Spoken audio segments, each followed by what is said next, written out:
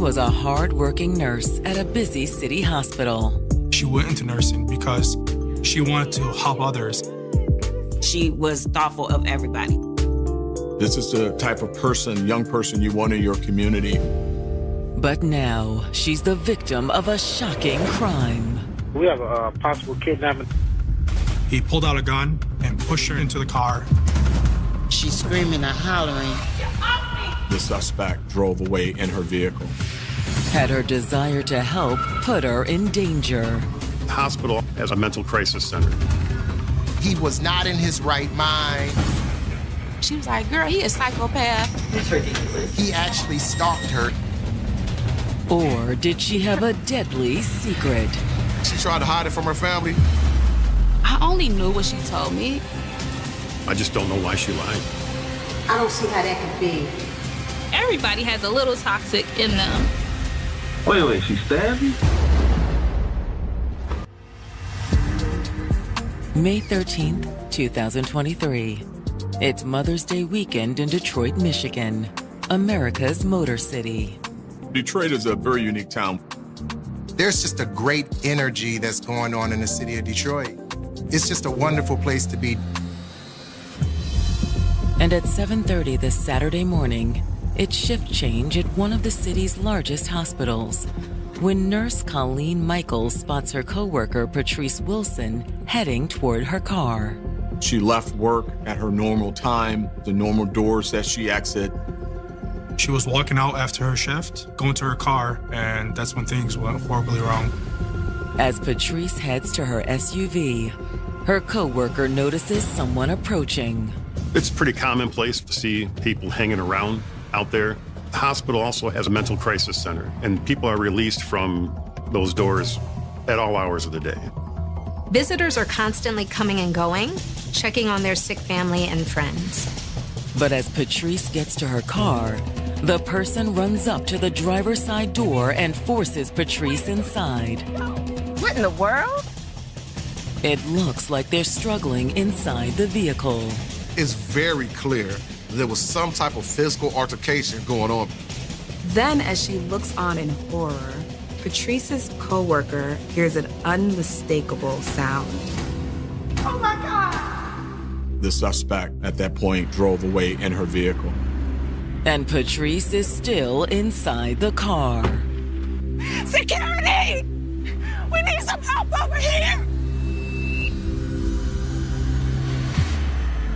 Patrice Wilson's early life had been touched by tragedy more than once. When Patrice was 9 years old, her older brother was hit by a car while riding his bicycle, and he ended up dying from his injuries. She spent a lot of time with her brother. He took her everywhere he went. Those two right there were really close. Not long after that, she also lost her father. I asked her a lot of times, you want me to get you some counseling? She used to be like, oh, no, Ma, I'm okay. Instead, Patrice chose to lose herself in her schoolwork. I think that's how she dealt with her grief, from her dad and her brother diving into her books. I never had to tell her to do her homework. She always took a nap when she came home first, and then she was like, I'm gonna get up and go do my homework. She excelled all through high school. No matter who she met, she always left a good impression. From middle school on, she was always such a good vibe and never had any issues with anybody. Everyone just talked about how much of a loving, caring person she was. And she decided to make caring a career. After she graduated from high school, she went on to Oakland University College. She excelled in science. And I'm like, you can do it. You have that in you. She went on to work as hard as possible to be a nurse because she said, if I can help anybody else, that's what I'm going to do. In college, Patrice met the man who would be the father of her child. Patrice got pregnant in her last year of college, and as a parent, I was kind of upset about it because I didn't want that life for her. I wanted her to experience life and then have children. She wasn't looking to be a mother. However, once it happened, she said, I have to do what I have to do to be the best mother I can be. Patrice was committed to raising her child, but she wasn't gonna let that keep her from becoming a nurse. She kept studying, even in the hospital with the baby on the way. I saw those books and I was thinking to myself, she was not playing, she was serious. As soon as she pushed that baby out, the final was due.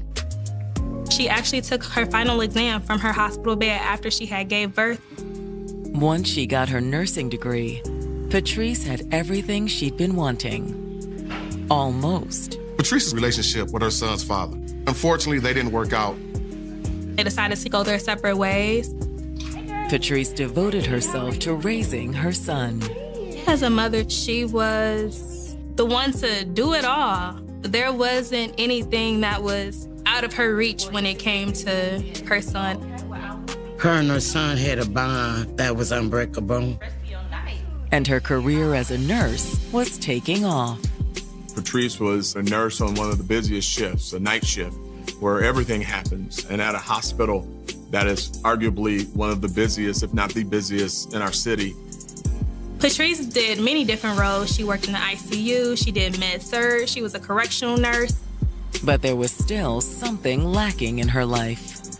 Patrice had made a life for herself, but she really wanted someone to share that life with.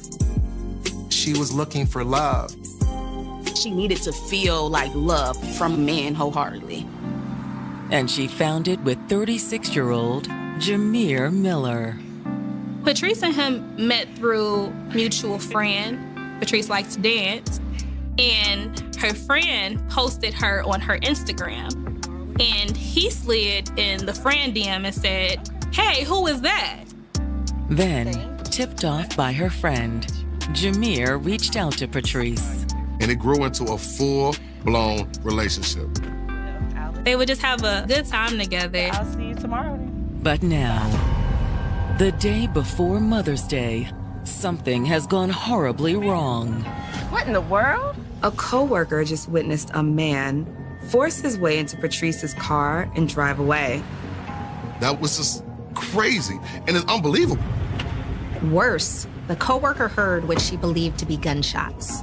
Colleen rushes to alert hospital security, but it's too late. Patrice, her car, and the suspect have all vanished. Detroit 911, what is your alert? We have a possible kidnapping.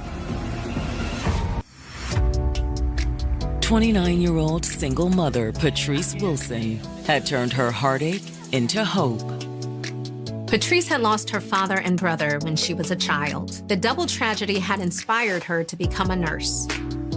She was a good nurse. She was compassionate. She loved what she did. And she had recently found new love with 36-year-old Jameer Miller. Everything was going right for her. But now, after a brazen abduction outside the hospital where she works, Patrice's future hangs in the balance. One of Patrice's coworkers had seen a strange person in the parking lot. They forced their way into the car and, after hearing gunshots, drove off with her. Patrice's coworker alerted hospital security, who contacted the police. We have a possible kidnapping. Everyone was in shock. How did something like this happen outside a hospital? When investigators arrive on the scene, they question the coworker who witnessed the abduction. We were able to determine that the suspect was in a disguise. He looked kind of strange, going around with a blonde wig on and an orange hat and sunglasses. Did that seem unusual to you? To be honest, not really. You know, they were in a hospital setting. You would think this person has some kind of mental crisis.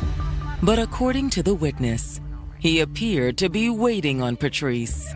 As soon as Patrice left the hospital, that man in the blonde wig approached and pushed into the car. Did she give you any indication that she knew the man? No. And they fought? Yeah, until... She said she heard gunshots. But because of the disguise, she couldn't give detectives a good description of the assailant. And there's little at the crime scene in the way of clues. Patrice's vehicle was gone. There was no question about that. And there was a pink shoe that was left where her car was, also giving some belief that there was an abduction that happened. The police figured the shoe came off after Patrice was pushed into her car. However, they find no evidence of a shooting. There were no shell casings found. Although that could just mean that the casings remained in Patrice's SUV after the shots were fired. Hoping for further confirmation of the eyewitness's story, the detectives ask hospital security for the surveillance camera footage from the parking garage. We were able to pull video from the hospital in various areas, such as the parking garage and the area that overlooks where Patrice had parked her car. Police figure, let's look at the footage to see if there's any way we can figure out what happened and get some type of leads. When detectives scan through the footage, it matches what Patrice's coworker described. The video surveillance that we watched showed what appeared to be a black male wearing a dark-colored tracksuit with a long blonde wig and a baseball cap. He also had a mask across his face, like a surgical mask. He follows Patrice to her vehicle. It's hard to see what happens inside the SUV, but once the man gets in, he never exits. The car backed out and sped away. And that was the last time anyone seen her. We didn't know initially what we had. We didn't know if this was a kidnapping and abduction or a kidnapping from a carjacking. So all of those things were in place.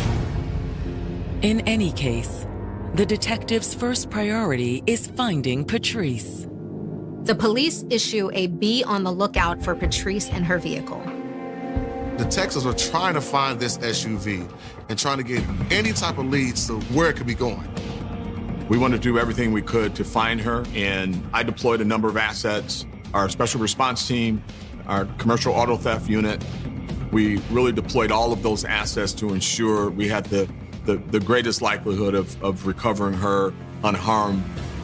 Then, while the call goes out to police across the city, Patrice's mother arrives on the scene. Her mother works in food services at the hospital. They just were screaming and hollering like somebody's abducting her. So I ran out of the kitchen from the hospital up to security. They said Patrice has been kidnapped. Look, that's what we think happened. We're not sure. Oh, my God. It's okay, it's okay. At this point, she is totally terrified, and she just hopes that Patrice is okay. Everybody was trying to figure it out, trying to find her car. It's okay, it's okay. Do you know anyone who would want to harm your daughter? No, everybody loves her. Although she says there is one person who might be angry with Patrice. She did just break up with her boyfriend. She had just had enough. Are those from Jameer? He was abusive. He was possessive. Detectives investigating the abduction of Patrice Wilson from the parking lot outside the hospital where she worked have learned that the 29-year-old nurse recently broke up with her boyfriend, Jameer Miller. How long ago was that? It was a couple weeks ago. Do you know why? No, not exactly, but Patrice tried to hide from her family the situation she had with Jameer. I only knew what she told me and what she put on social media. So outside looking in, they was good. I didn't see nothing, no red flags. But as the relationship soured, the facade fell. As much as she tried to hide it from her family, they figured something was going on between the two. I thought the relationship was just toxic, honestly. I mean, everybody has a little toxic in them, but he was possessive. The going back and forth and the fussing and the arguing, that's not healthy. It's not a healthy relationship at all. Eventually, Patrice had had enough. She got to a point where she was pulling away. and she was ready to get out of it and move on.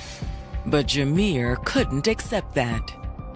She was having trouble breaking it off with Miller. He wouldn't let go.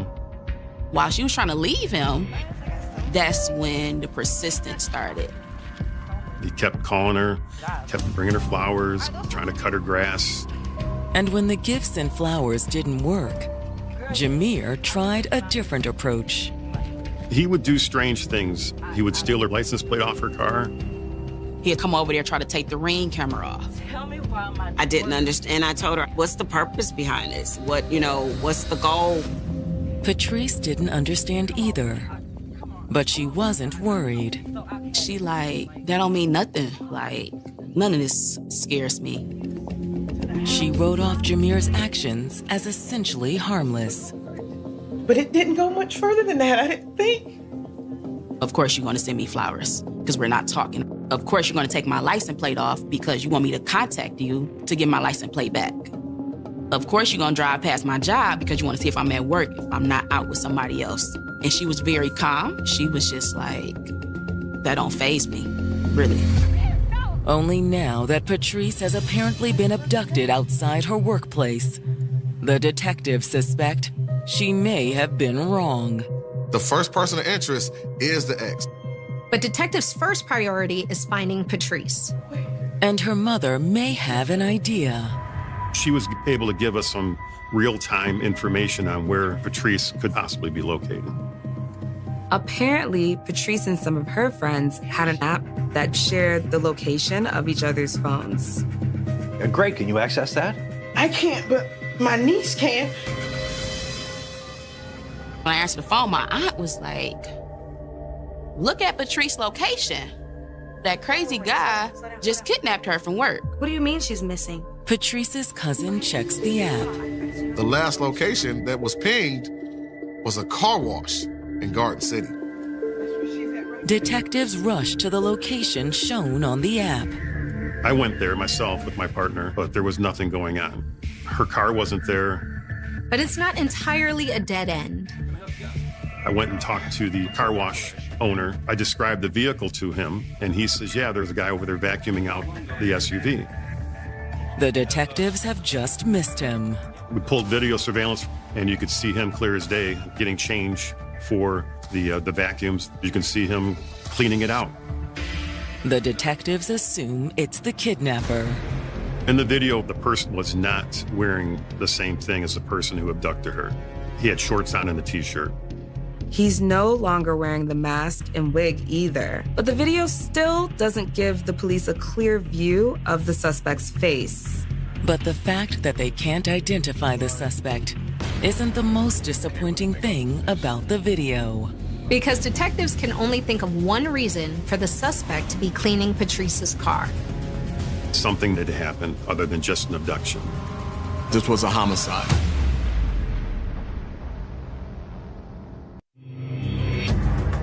The search for Patrice Wilson has led detectives to a car wash in suburban Detroit.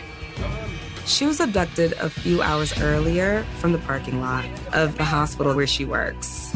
There's no sign of Patrice, but the detectives do recover video of someone, presumably the assailant, cleaning out the interior of her stolen SUV. At that point, the detectives determine that they are no longer investigating a kidnapping. Until we saw the video from the car wash, we were hopeful in finding Patrice alive. The detectives figured the suspect was trying to clean blood or other incriminating evidence out of the vehicle. However, while hope of finding Patrice alive is fading, the detectives do have another lead on her whereabouts. Her mom just sent us another text with location. Oh, great. Okay. Hey, can you email us this footage? We found out that her phone was in Inkster, went out there to search for her. Inkster is a Detroit suburb just about a mile or two from the car wash. We went out there to search for her, knocked on the door. Can I help you? Ma'am, Detroit PD, do you know a Patrice Wilson? Yeah, I know Patrice. She indicates, hey, yeah, I know who Patrice is. She used to date my son. It's Jameer's mom. Now we might have something here. Is your son here? No, he's not here. We talked to her, try to feel her out to see how much she may or may not know, or if Jameer had even told her anything. Have you heard anything about Patrice possibly being abducted? Goodness, no. She seemed genuinely surprised by the news. But when detectives start asking questions about her son, her attitude changes. Jameer Miller's mother was not cooperative. When you're talking with the parent of a suspect, they are always going to be very guarded, and there's only so much you're going to get. She would give some information, but not enough to actually help us. When was the last time that your son saw Patrice? I don't know. I have no way of knowing that. There's a lot of emotional things going on in that conversation, and you can kind of read between the lines, so to speak. You could infer that she knew why we were at her home, but she wouldn't give any answers to what she knew about her son and his involvement. Well, do you know where we can find Jameer? No, I don't. She doesn't want to be forthcoming with any information. Like, she might even be covering up for her son. Even when the detectives inform her that Patrice's phone had pinged at her house. I don't see how that could be. I don't even remember the last time she was here. However, she does admit that Jameer had been by the house earlier in the day. She says he was here that morning, that he ultimately made a change of clothing from the clothes he had on into some shorts and a t-shirt. Do you know what kind of car he's driving? I don't know. I didn't look outside. She seems like she's trying to hold back information.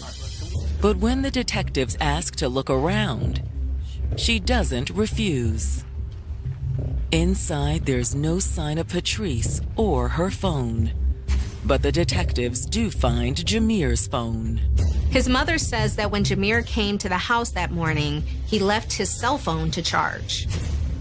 The detectives take Jameer's phone and head back to the station. Utilizing cell phone data in an investigation is very crucial because it helps you to pinpoint where you are at a particular point in time. And once we gather all of that information and we come back and sit down at the table, then we start putting the pieces together. It's like you just laid out the puzzle pieces and you start putting them together to see how everything fits. Looking at the location data on Jameer's phone, it appears that it pinged off all the same cell towers as Patrice's phone had that morning. Which is another indication that Jameer was most likely the man who kidnapped Patrice Wilson. The detectives redouble their efforts to find Jameer Miller. The police put his name out in the media and on the street, saying that they needed to talk to him. But before they locate him, the detectives get a lead on Patrice's SUV. Police in the Detroit suburb of Novi spot the SUV parked at an apartment complex. When cops first saw the car there, they watched it for a few hours. They wanted to see if the suspect was going to come back to the car. They stayed on it for a couple hours. There was no movement at all. When no one showed up, they approached the car. And as they get closer, they realize it isn't empty. There was somebody in the back of the vehicle. Patrice's remains had been located.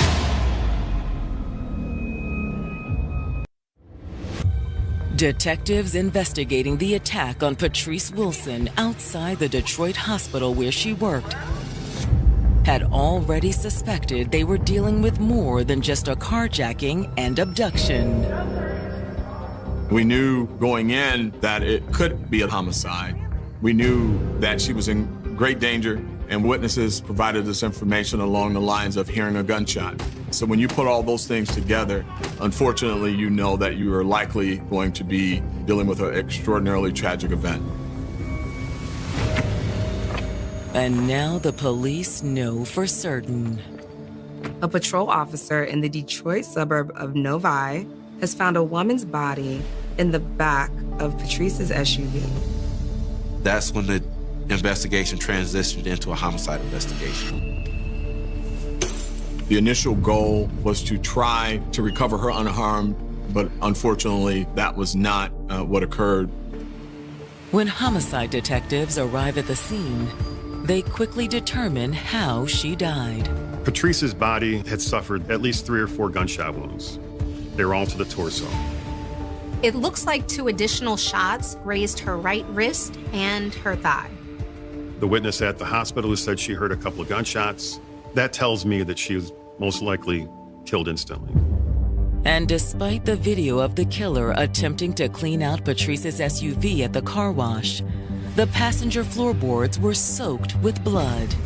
Based on how the vehicle looked, where the blood pooled and where the blood was, he threw her over into the passenger side and drove away. But who was the man who abducted and killed her? After the body was turned over to the medical examiner, crime scene techs started processing the car for clues to identify the killer. Police know that whoever did this is a danger to the community, and they have to be taken off the streets. While CSI processes Patrice's car, the detectives contact the family with the news that she's dead.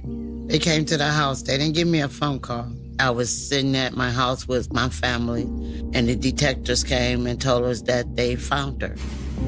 He was like, she's dead. I never cried as many tears in my life. I would really wish we could have brought her home alive, but we were not able to do that. But if there's any positive to take away from that is that we were able to recover her, to return her home to her loving family so that they could start the closure and the grieving process. Then, after speaking to Patrice's family, the detectives dig deeper into her ex, Jameer Miller. We executed a search warrant at Jameer Miller's mother's house, and we recovered some very crucial pieces of evidence. One of my sergeants was in the backyard next to the garage, and he notices Patrice's bag. It's a bag that she carries her headphones and wallet and things like that. But that isn't all that the detectives find. There was some blood stains behind the house, like he had taken the body out, placed it on the ground. Right then, I knew that what he did was, after the initial abduction and shooting, he threw her behind that garage to go to the car wash to clean it out. So her body sat there for several hours. And at some point, he came back and picked her up, and that's when he dumped the vehicle in Novi. Inside the house, detectives find clothing that matches what the killer was wearing in the security video. We ended up finding in the room that he occupied the track suit that had some blood on it. And they find his sneakers, which has blood on them. It's enough for the detectives. So at the time, they really knew the main suspect was her ex-boyfriend, Jameer Miller. Now all the detectives have to do is find him. Hoping for a lead, the detectives dig into his police record. Looking through Jameer's record, they notice a lot of red flags. He had some involvement with the federal government and with other agencies within the state of Michigan. And his most recent brush with the law is only a few weeks old.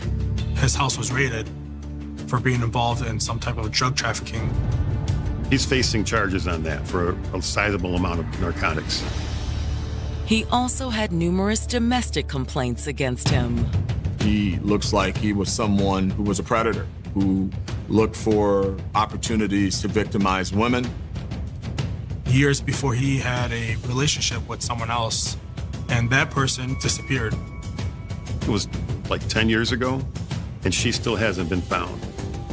Now they're wondering, did he have something to do with that as well?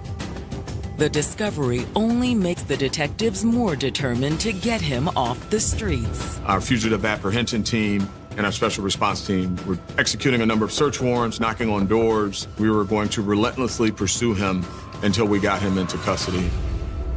But it's as if they're pursuing a phantom. No one heard from him, seen him, or talked to him after the abduction. Until, after days of fruitless searching, he simply walks into the Detroit Police Department and asks to speak to the detectives.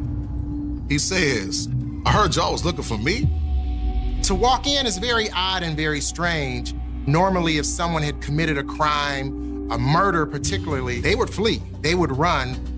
As soon as they're notified that he's out front, Sergeant McIntyre escorts Jameer into an interview room. This was the person I was responsible for Patrice's death. I was very confident we had the right person. But Jameer says it's all a big misunderstanding. My face is everywhere on the news. Why is your face on the news? Because they trying to say that allegedly I did some of the most ex-girlfriends. He knows what's going on. People are calling him, letting him know that the police are looking for him. Which, according to Jameer, is why he came forward. I ain't had nothing to run for, nothing to hide, none of that. None. He basically was saying he had nothing to do with it. He had no involvement. When was the last time you saw her? Patrice? Yeah. It had to be like April 30th. I dropped some flowers off at her house. He was playing it cool. We literally haven't been together, had sex or anything since the end of April. So did it end on a good note? Yeah. But while Jameer claims that the split was amicable, the detective isn't buying it. Y'all have any domestic issues? Jameer admitted that he and Patrice had a very turbulent relationship, but he insisted he was never violent or abusive. He would never want to hurt her. However, Jameer doesn't say the same about Patrice. She stabbed me before. Jameer Miller has come in to talk with detectives about the abduction and murder of his ex-girlfriend, Patrice Wilson. But he denies having anything to do with her death. Jameer claimed that the only violence in their relationship came from Patrice, not him. He had made mention that Patrice had stabbed him. Wait, she stabbed you? Yeah. The police are totally surprised. Why'd she stab you? She's crazy too. She crazy. But according to Jameer, he never retaliated when Patrice turned violent. So you ain't never wanted to hurt her or nothing like that? Hurt her? Yeah. Hell no. What? The detective isn't buying it, but still, he plays the game. I mean, flat out, did you kill her? I mean, straight up, right? You gotta ask. No.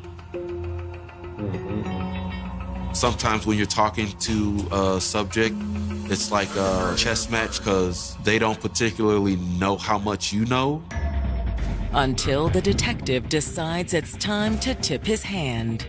So the hospital video sees her being attacked, forced in her car, and the car drive off, right? Then her car go by your mama's house. Her car went by my mama's house. Uh-huh. The detectives actually say, hey, wait a minute, we have clothing from your mother's home. We have evidence that both of your phones were in the same locations at the same time. The police are showing all the evidence to Jameer. So how we getting around that? Gotta ask my lawyer. I'm asking you. Gotta ask my lawyer. He shuts down and he says, I don't want to give any more information. When a person says, I want my lawyer, we just end it. After the interview, Jameer is booked into the Wayne County Jail. He was charged with murder, premeditated murder, kidnapping, and a slew of other charges. While he's in jail, the detectives monitor his calls. I'm listening to jail calls, the calls he's making to his mother and anybody else. In one call, he is mad with his mother because we found stuff at his house, found evidence at his house. Jameer gets upset with her because she didn't dispose of certain items. He expressed to her, I told you to get rid of that stuff. You had 5 hours and you couldn't do that. The phone call with his mother becomes a critical piece of evidence at Jameer's preliminary hearing. When that was played at the preliminary, he put his head in his hands like he knew it was done, that he was cooked. The police lay out all this evidence, and as much as he tried to deny it, he realizes this is not looking good. Soon after, his attorneys approach the prosecution and come to an agreement. He accepts a plea deal for second-degree murder if they drop all the other charges. The prosecutor did the deal because what it does is it spares the family of having to relive what happened to Patrice. Me going through seeing my child in the trunk, pictures, the trial would have took me overboard. I definitely supported her mom in the decision not to go through the trial because once you see something, you can't unsee it. A trial also carries risks that the family isn't willing to take. At the end of the day, nothing is certain. You have 12 people sitting in a jury box and it only takes one to say, you know what? I don't think you did it.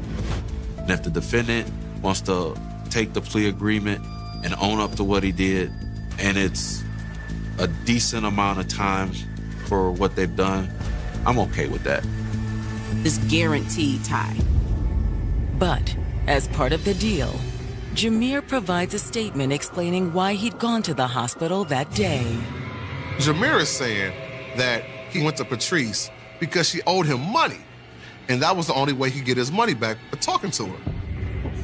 He says there was an argument and it turned into a struggle. But according to Jameer, he never meant to kill Patrice. He got startled and the gun went off. Jameer even claims that he tried to save her. Oh, God, Patrice, what do I do? What do I do? Put pressure right here. Jameer said Patrice tried to help him stop the bleeding. Unfortunately, he couldn't. And once he realized she was dead, he panicked. Jameer said all he could think to do was to try to cover up what happened. But police and prosecutors doubt his story. You could tell in the text messages between the two of them, he was very abusive. He's always apologizing for something he did. It was a very toxic relationship, and she decided she had had enough and she wanted to be done with him. It like triggered him. It completely triggered him. He's just the type to not let go. He didn't like the rejection. And if he couldn't have Patrice, no one could. According to the prosecutors, that's the real reason he'd gone to the hospital that morning. He picked up a weapon, he went to a location, he grabbed a costume, he lied in wait. What he did and how he went about doing it, he had every intentions on getting away with it. Jameer, stop! We believe that she was shot right away. This was no accident. Jameer meant to kill her. And because of that, he's going to prison for a long time. Jameer Miller is sentenced to 35 to 60 years in prison. He has to serve at least 35. So good behavior or not, he's in there that long. He'll be eligible for parole when he's 70. That's pretty much a life sentence. By the time that he gets out of prison, there's not going to be anything left for him out there. And that's enough for Patrice's family. Justice for Patrice that day was served for me and her. But justice can't restore what Jameer took from them and from the entire Detroit community. Patrice represents all of our daughters, right? I have a 29-year-old daughter myself, and she's obviously made her family very proud. Going to work every day, serving as a nurse in a very busy hospital in Detroit, providing much-needed services to our community. Had her whole life ahead of her. She lost her life because she was trying to do the right thing. Patrice did the right thing by leaving her ex-boyfriend. I told her, I said, you're loved. So there's no reason for you to even have to be in a situation like that. There's no reason at all. I think she wanted to be in a relationship and she struggled, but she was getting there towards the end. And She was on the verge of fulfilling a lifelong dream. She was a substitute teacher and she loved education. She was a bubbly person looking forward to her future. She was looking to settle down and have a family. He appeared at just the right time. He was somebody that was very sure of himself. It was a whirlwind romance, and she was excited to see where the relationship could go. But when the young teacher vanishes without a trace... Y'all already made a report last night? Yes, sir. Yeah, a missing persons report. Everyone's a suspect. Why did you guys end your relationship? She was entertaining other dudes while she was with me. The frantic search would uncover long-lost secrets. She had 4 pets. One by one, they started dying. Bizarre accusations. There's an app that sets up young women with older men called sugar daddies. And the revelation that sometimes old habits die hard. He was like standing over her. In the middle of the night? Yeah. They were standing next to your bed holding a samurai sword? Yes. It's very familiar to us. If that's not crazy, I don't know what is. I already know something is wrong. She's not okay, and it's because of him.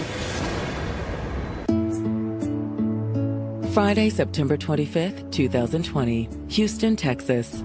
As the work week winds down, all is quiet in the city's west side enclave of Memorial. Houston is comprised of a lot of smaller towns and cities once you get outside of the kind of metro area. So Memorial is one of the areas heading out to the suburbs. Memorial is especially affluent. You see a lot of high-dollar homes and apartments and things like that. But as night falls on this peaceful suburb, a desperate 911 call comes in to local dispatchers. Houston 911, do you need medical, police, or fire? I'm at my daughter's house, and we need an officer to do a welfare check. The caller says no one in the family has heard from her stepdaughter, 29-year-old Emma Shea Kirby, in 5 days. Emmy's family contacted the apartment maintenance worker to let them into the apartment. However, there is no sign of her inside. No one has heard from her since Sunday. We've been trying to call her. She's not responding. She's not responding to messages. They had no trace of her at all, and it's just really weird. Okay, a police unit will be dispatched. Emma Shea Emmy Kirby was small in size, but made a big impact on everyone she met. Emma Shea was 4'9" and about 100 pounds, and she was definitely the light of the room. She was very friendly, very outgoing, and just a very lovable person. Emmy was a substitute teacher for the Katy ISD, which is the large independent school district out there in the Katy Memorial area. Emma Shea loved working with children. She also loved animals. She had 2 small dogs that she adopted, and she treated them like they were her babies. But even though Emmy had her dogs to keep her company, she craved more companionship. Emma Shea was 29. She was looking to settle down and have a family. All right. What brings you in today? Just an oil change. And when she met a 28-year-old mechanic named Javon Gilbert in the spring of 2019, she felt an immediate connection. She took her car in to get serviced and ended up meeting Javon Gilbert. He was tall, dark, and handsome, which was her type. Got any plans for later on? No. There was an exchange of phone numbers, and from there the relationship started. He was somebody that was very sure of himself, and so this charismatic personality that he had is what won Emma Shea over. She was excited to see where the relationship could go. Within months, the flirtatious spark was firing on all cylinders. It was a whirlwind romance, and she finally felt like she found a stable relationship. She had introduced him to her family, and in December of 2019, in fact, they had vacationed in Cabo with her parents. The family got to know Javon a little bit, and it just seemed like a match made in heaven. Once they returned from their trip, the relationship continued to flourish. Things just continued to go really fast in the relationship. She was so in love with him. They were basically living life to the fullest. But in September of 2020, police have just arrived at Emma Shea Kirby's apartment, where it appears she has disappeared without a trace. Emma Shea's family knew something was not right and got to the point where once they could not reach Emma Shea, they reached out to the police. Emma Shea had such a supportive family. They all rallied together. He's the police. You have to step outside and talk. Emma Shea's father and stepmother quickly relay their concerns to the responding officers. It is completely abnormal. We get over here, we gain access to the apartment. The dogs are in there, which is completely unlike her. These dogs are like her babies. When entry is made by the parents, they realize that there is a set of keys that is still within the apartment.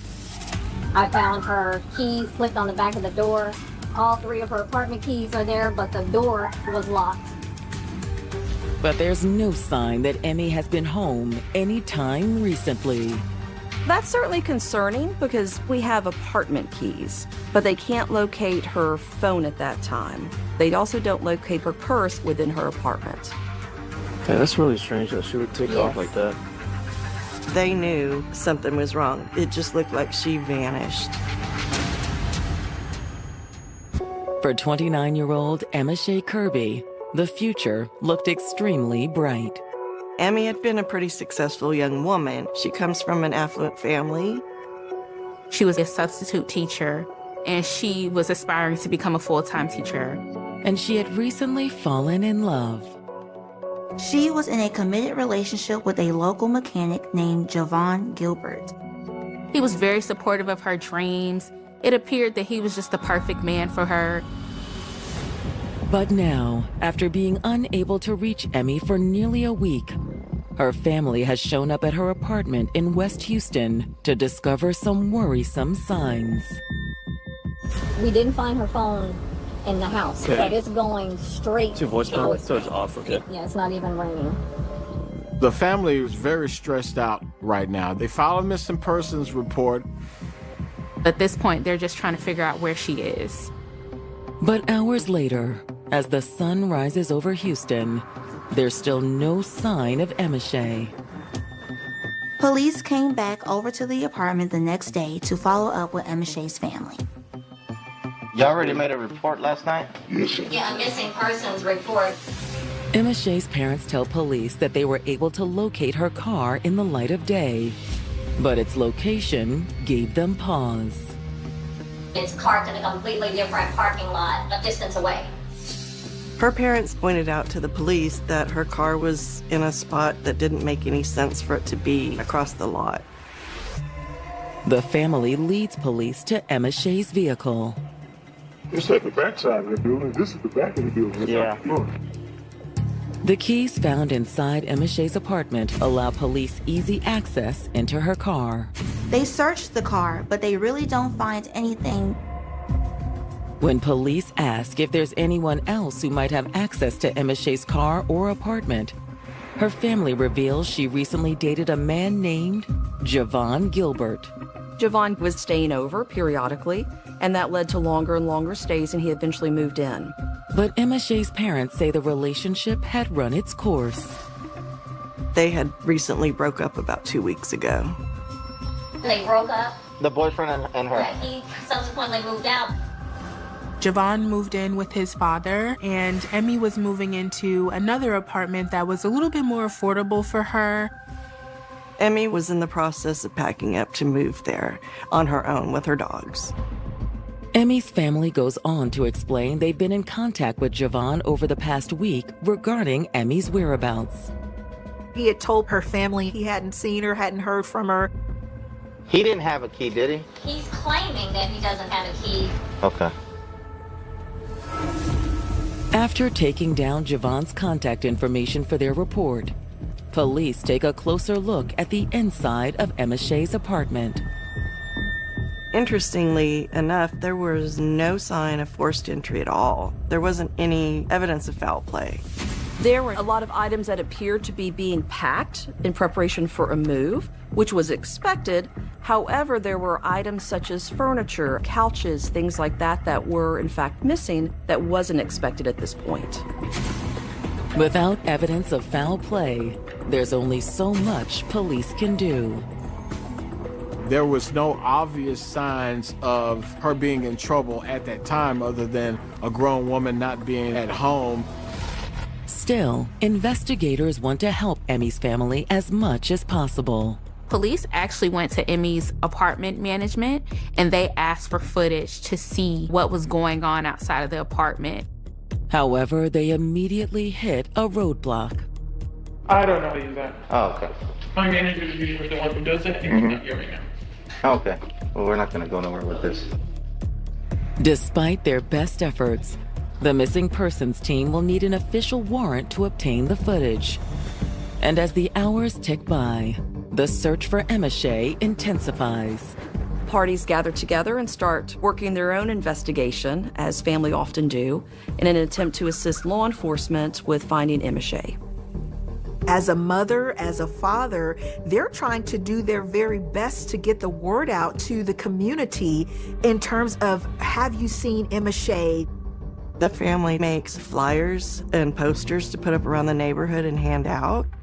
They also enlist the help of an organization called Texas EquiSearch. Texas EquiSearch began in 2000 as a nonprofit volunteer search organization, and we search for missing people. We have drones, ATVs, and then a group of foot searchers. Everyone puts in where they can to help out the families that need it in whatever way. Meanwhile, missing persons investigators with Houston PD reach out to Emma Shea's ex-boyfriend, Javon Gilbert. Police are typically going to speak to the significant other when there is a missing person because they're the person who is closest to the victim. Hey, is this Javon? Yeah. Hey, how you doing, man? My name's Officer May. I'm with HPD Missing Persons Division. I saw your name in the report that you used to date Emmy Shea Kirby? Yeah. He does confirm that they had broken up and that he had moved back in with his family. Javon indicates that he and Emmy were still friends and were still cordial despite the fact that they were recent exes. Last time I seen her was on Friday night. That would have been the 18th? Yeah, we went out to eat. Javon says he drove over to Emmy's place, and then they left together to get burgers. And then what? We went to her house. So you guys are just chatting about whatever, you know, your relationship, whatnot? No, we weren't even chatting about our relationship. They went up to her apartment and they Netflixed and chilled, so they say. He says Emmy was acting normal. You guys were hanging out there Friday night. What time did you leave? I left there around like 11 something, and I made it home about like 12 because I have to go to work the next morning. Javon indicates he drove home by himself to his father's place and that was the last time he ever saw Emmy. However, Javon says the last time he communicated with Emma Shea was on Sunday, the same day her family last heard from her. Okay, so she texted you on Sunday, September 20th? Yeah, she said she was busy cleaning up. He last heard from her via text on that Sunday, and so they were kind of getting a timeline of her last movements. Why did you guys end your relationship? We ended our relationship because she was entertaining other dudes while she was with me. Javon says he and Emmy broke up because he found out she was cheating on him after going through her phone. She talked to these other dudes, just like chatting them up and flirting? Well, a little bit more than that. He reported that Emmy had been on an app on the internet that sets up young women with older men. She was on this dating app. It's the sugar daddy app. There was just red flag after red flag. All new True Crime Monday. Officers make a horrific discovery. There's no signs of forced entry. This may now be a murder for hire. All new Fatal Attraction next Monday at 9 on TV One. I've been a searcher with EquiSearch since 2016. Typically, we call it ground zero. Then we go everywhere, basically. I don't sleep when we're getting ready to go on a search because I'm playing everything through my mind, the preparation, the part of, are we going to find this person? I love what I do. I love that I can help the families. It's sad, but at the same time, it's a rewarding feeling that you've helped somebody.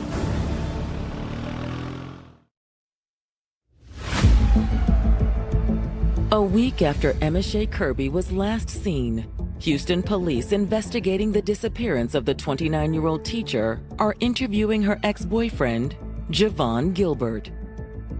Emmy and Javon had just broken up about 2 weeks ago. But according to him, they remained friends. And now, Javon has just relayed a shocking new piece of information to investigators. She was on this dating app. It's the Sugar Daddy app. According to Javon, she continued to talk to other men from the Sugar Daddy websites, and that was a sore spot in the relationship. It could be a situation where one of the men that she was allegedly talking to could have done something to her. It was just red flag after red flag.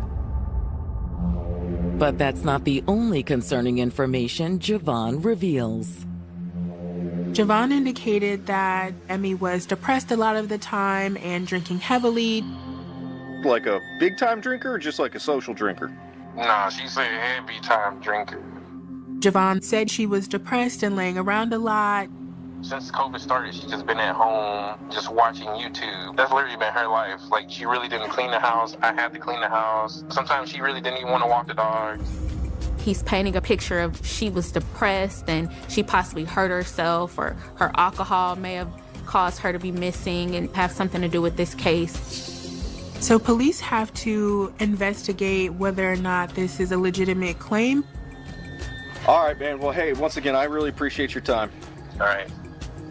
At this point, police are looking at all the options.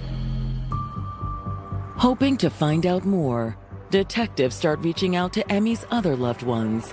At the top of their list is her sister, Aaliyah. The family said her sister and Emma Shea talked every day. And when she had not heard from Emma Shea, that's what sounded the alarm. That was something that was not normal. She lived in Austin at the time. Aaliyah got to Houston as quick as she could and went to the station to help this investigation. We want to talk about Emma Shea and your relationship with her. Emma Shea is my older sister. We talk every day, multiple times a day. We would just video call each other, say what we had to say. I mean, sometimes like 5 times a day. Emmy and Aaliyah were basically best friends as well as sisters. She explains how odd, how weird it is that she hasn't talked to her sister in almost a week. So when I would call her and she didn't even like text me or call me back in a reasonable to me amount of time, I was already calling her friends like, hey, do you know what's going on? Because one day for someone else may not be a big deal, but like for us, that was a big deal. Investigators ask Aaliyah about Emmy's recent dating history, including anyone she may be talking to online. Police asked Aaliyah if they had known of her to talk to any men from dating sites or Sugar Daddy websites, and Aaliyah says absolutely not, that this is not something that she would do. That's when Aaliyah brings up someone who's already familiar to police, Javon Gilbert. Aaliyah said she had some concerns about Javon. Aaliyah says not long after Emma Shea and Javon started dating, the relationship took a downhill turn. Javon ended up losing his job as a mechanic because, according to him, he was giving oil changes after hours, which Aaliyah thought was very suspicious. And then him not truly working created some strain in the relationship too, because essentially she was taking care of everything. Like the bills and the rent. Yeah. After it was obvious that Javon wasn't going to seek more employment, Emmy got kind of tired of that, and she basically kicked him out. But Aaliyah says Javon wasn't willing to accept Emma Shea's new boundaries. He would show up unannounced to places where she was. He would come to her apartment and look through her windows. So she really begins to become concerned for her life because Javon is doing this stalking behavior. And in mid-September, just a few weeks before Emma Shea went missing, the tense situation reached a tipping point. Emma Shea was in her apartment asleep, and she felt like somebody was in her apartment. She wakes up to find Javon standing over her holding a knife. Monday at 9 on TV1.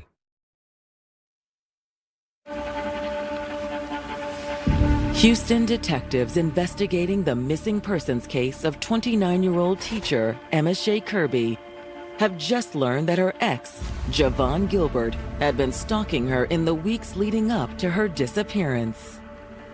Her sister had some concerns about Javon Gilbert, specifically dangerous behavior about breaking into Emma Shea's apartment, standing over her with a knife, and doing things that were making Emma Shea very, very fearful. He's standing over her and she can't sleep. I'm like, wait, what? I was like, you need to call the cops, you know. But to Aaliyah's dismay, her sister decided against involving the authorities at that time. She's like, I don't know, sometimes it's hard because I don't like to just cut people off because I want to treat people how I would treat people. So she's still kind of like rationalizing. However, Emma Shea did take other steps to try to protect herself from her ex. She did contact her leasing office to inquire about the cost of ending the lease early. I think that the timing is important because she is trying so desperately to get out of that apartment and to break the lease. But now, Aaliyah is worried her sister didn't escape Javon's clutches soon enough. I already know something is wrong. She's not okay, and it's because of him. Aaliyah says even her last text messages with her sister now seem questionable. She also explains to law enforcement how she recently got several texts from her sister's phone number, but those text messages were weird to her sister because they had emojis. She didn't text you with emojis. That wasn't the norm for her to put those. Aaliyah told police that she thought that maybe those text messages were actually from Javon to make it look like she was alive and well. After speaking with Aaliyah, detectives share her concerns about Javon. Is it possible everything he told police in his interview was an attempt to mislead them as well?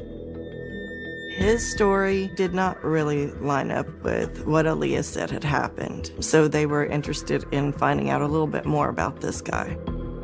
They run Javon's name through the database, and they discover that he is on probation and deferred adjudication for arson. Although Emma Shea never filed any police reports against Javon, years earlier, another woman had.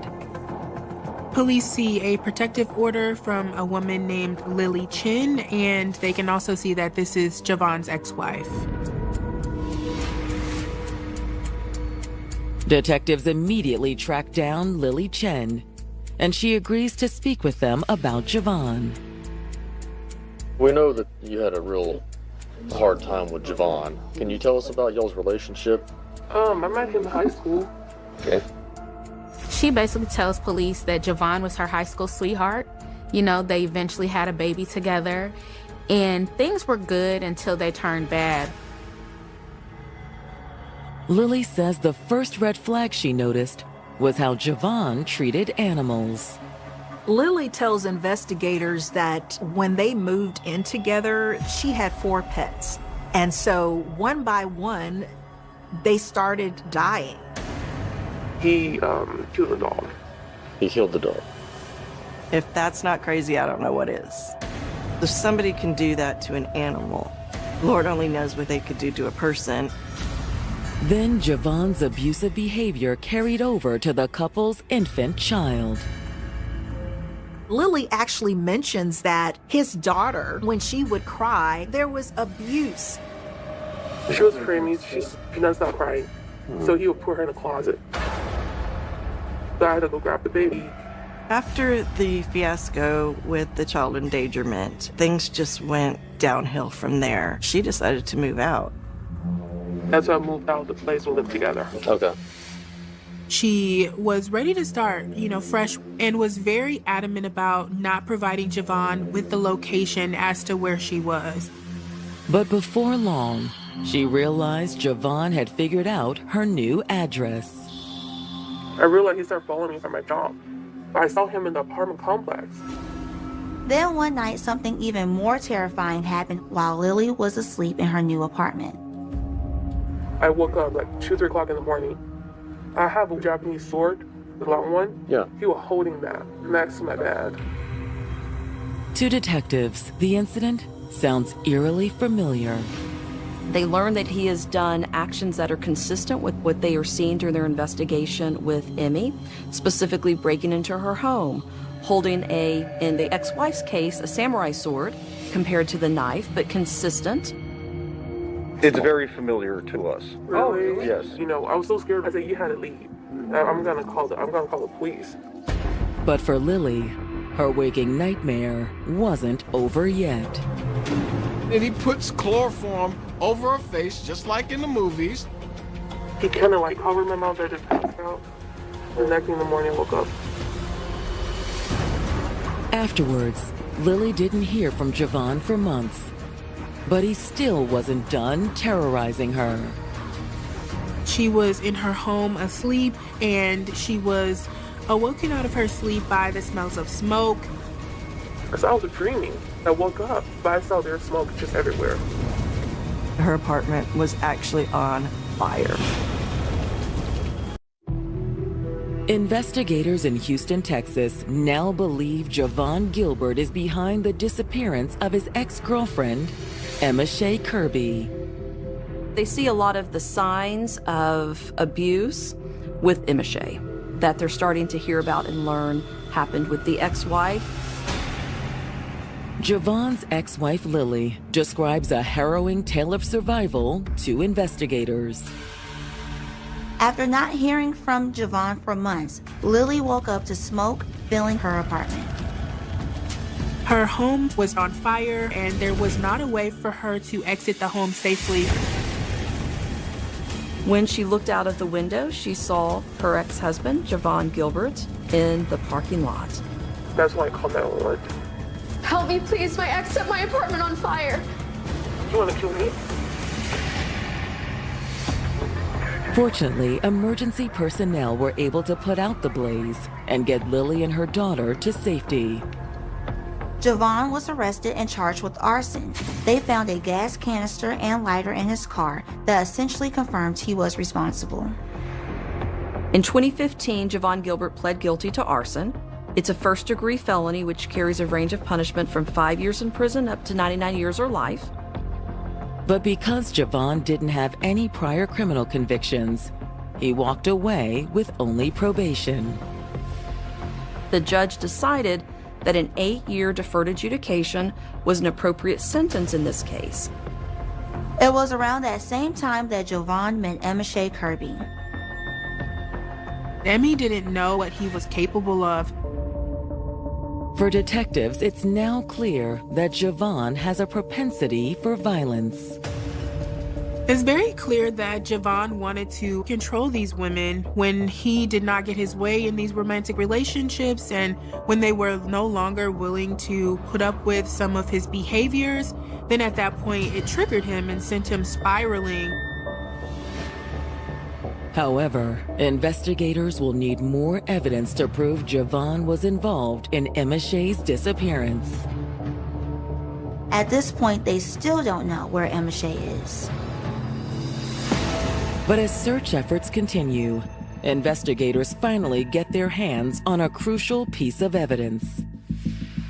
Police are finally able to secure the surveillance video from the apartment complex, and they are able to see Javon on the night of September 18th at Emma Shea's apartment. Around 9 p.m., they see Javon leaving with Emmy. They do leave in her car to go to dinner, as Javon had indicated in his original interview. They arrive back at the apartment together 40 minutes later. The couple returns to the apartment, park her car, and they walk in together. Everything looks normal on the tape. It doesn't appear that they were arguing or fighting, and looks like everything is fine. When Emma Shea and Javon Gilbert walk into the apartment, that's the last time Emma Shea is ever seen alive, is on that surveillance camera. At that point, Javon's statement to police is no longer supported by the surveillance footage. He tells investigators that he left Emma Shea at 11 o'clock p.m. However, cameras show Javon actually leaving Emma Shea's apartment at 1:40 a.m. and Emma Shea is not with him. They see him there at 1:40 in the morning, carrying a somewhat large package out of the apartment. He loads the large item into the back of Emmy's car and drives off. Almost an hour later, Javon returns to the apartment complex in Emmy's car, parking it in the spot where her family later found it. Investigators have to consider that what they just witnessed on the surveillance footage is Javon disposing of Emmy's body. The surveillance footage shows Javon returning to Emmy's apartment several times over the following days. They see him carrying the sofa to the dumpster and disposing of it. Detectives now wonder, was there forensic evidence on that sofa? Unfortunately, by the time homicide is able to get the surveillance, the trash in that location had already been picked up, and we were unable to locate any items of interest for the investigation. However, volunteers with Texas EquiSearch have not given up their hunt for Emma Shea. We got really involved in the mission at that point. And they are about to make a vital discovery during their search of a local park. I believe we had about 23 people that showed up for the search. I was in the front, and a deer ran in front of me. And I thought, this is crazy, because who sees a deer in Houston? As Sheila follows the deer's path, the hair on the back of her neck stands up. I caught an odor and saw something that just didn't sit right with me. I was trying to figure out what it was I was seeing. Tammy! We knew we found her. God put those deers there for a reason. After unearthing a shocking history of violence and abuse, Houston detectives are certain 28-year-old Javon Gilbert is behind the disappearance and suspected murder of his ex-girlfriend, Emma Shea Kirby. Now they just need to find her body in order to finally arrest Javon. And on October 3rd, more than 2 weeks since Emma Shea was last seen, volunteers with Texas EquiSearch make the tragic discovery in a local park. I caught an odor and saw something that just didn't sit right with me. Tammy! We'd found human remains, and it was Emma Shea.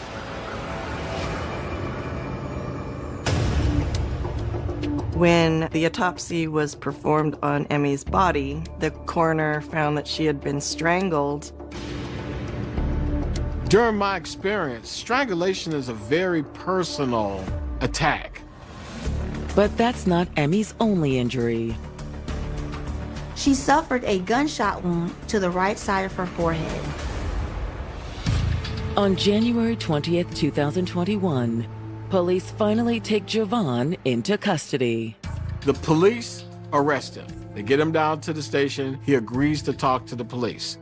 Obviously, you know what this is about, right? Yep. It's during that conversation that they're able to start confronting him with all of the information that they have. We've gathered a lot of data. We've gathered a lot of surveillance video. Still, Javon sticks to the same story he originally told police. Javon states he left Emmy's house around 11 p.m. on September 18. He still wouldn't admit any type of involvement, and then they show him the video. You want to see the video of the night of? Yeah, we can do that too. Clearly, Emmy is seen entering her apartment with Javon on the night of the 18th, but she never leaves. At least, not by her own will. You're gonna see a guy walking out right here from her apartment. Sets this object down that he carried out, this big heavy object. Are you denying that this is you? You're just kind of sitting there like a bump on a log, so to speak. You gotta have something to say about it. When they showed them the video of him taking a heavy object out of that apartment, he lawyered up, didn't want to talk to the police anymore. I'm done. Huh? I'm done. You done? Mm-hmm. You don't want to talk no more? Okay. When he says that he wants a lawyer, that sort of sealed that investigators were on to what actually happened with Emma Shea Kirby. At that point, law enforcement charged Javon Gilbert with the murder of Emma Shea Kirby. They also charged him with tampering with evidence for taking her body and moving it. Because Javon is still on probation from the arson charge, prosecutors decide to take an unorthodox approach to his murder charge. This was an unusual circumstance. The arson that he was on probation for and the murder that he was charged with carry the exact same range of punishment. Despite all the evidence they have against Javon for Emma Shea's murder, it's only circumstantial. There's a risk that the jury could find him not guilty. The prosecutor wanted to make sure that he wasn't going to get away. So it was like, okay, well, if we can get him on the arson charges, that automatically carries a sentence of life. So we used the murder case as a triggering event to revoke his probation and move forward on that first. Instead of taking Javon to trial, prosecutors file a motion to adjudicate guilt. This isn't a jury trial. It's the judge listening to the evidence and having to determine have we proven the facts of the case such that he can find those allegations true and at that point revoke the probation. Prosecutors tell the judge that Javon violated his probation in the most egregious way possible by murdering his ex-girlfriend, Emmy Kirby. I think Javon Gilbert knew that Emma Shea was done with him. She wasn't giving him any more chances, and that's the most dangerous time in the life of an intimate partner victim. Javon had finally realized that Emmy was done with him and that she didn't need him anymore, and she was really set to start a new life. I think what made him snap is that he realized he no longer had control, and she stood up to him, and that made him really angry. She was probably being brutally honest with him. He didn't want to hear it, so he strangled her to death.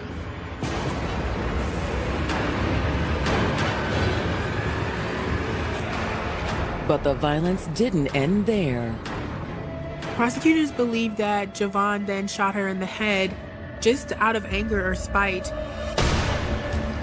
After his rage subsided, Javon immediately began to try and cover up the crime. He got rid of the evidence, which is primarily the couch, got her body, took it out, put it in a car, drove it to Bear Creek Park, dumped it, and went back to try to clean up the rest of the scene.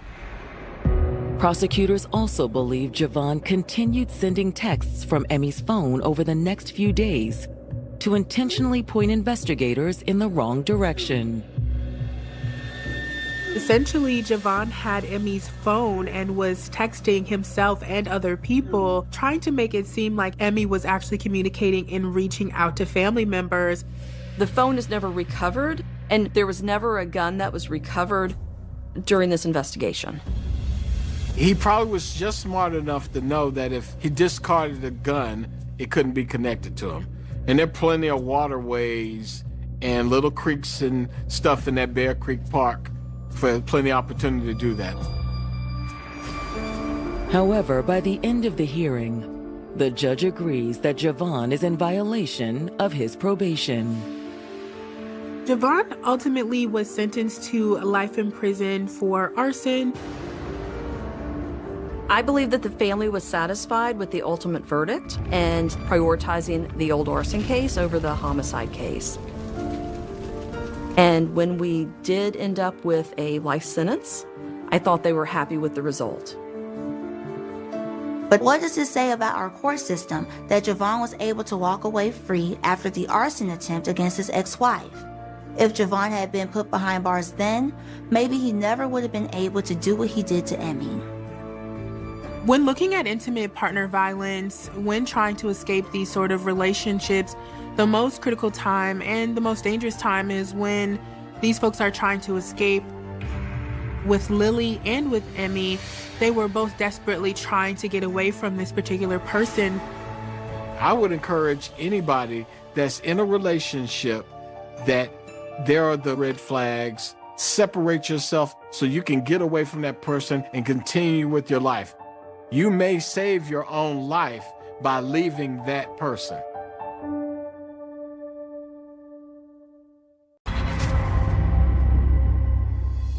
Suburb outside of Atlanta, a rising star is brutally slain. Emergency, somebody done killed my baby. It was 100% unadulterated rage and hate. A prosecutor facing his toughest challenge. It was a real mystery. One of the most brutal homicide cases that I've ever witnessed.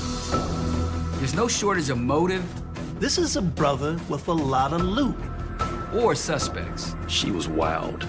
He had a proclivity for women. He basically gave me a credit card to call whatever I needed. Sex and money is the perfect cocktail for murder. An unlikely tip. I have info on your murder case. Leads to a shocking conclusion. He was totally blindsided. That was the piece that put us over the top. We're about 20 miles north of the city of Atlanta in Roswell, Georgia. This is a place filled with people of influence and affluence. If you compared Roswell to the city of Atlanta, it's like night and day. In Atlanta, we have every manner of crime you could think of. Assaults, burglaries, homicides, you name it. But crime's not the norm in this part of the area. I went to the police academy with an officer that later moved over to Roswell PD, and he told me how bored he was. So you can imagine how shocked everyone was in the summer of 1996. That's when a brutal murder happened inside a mansion here that rocked the community to its core.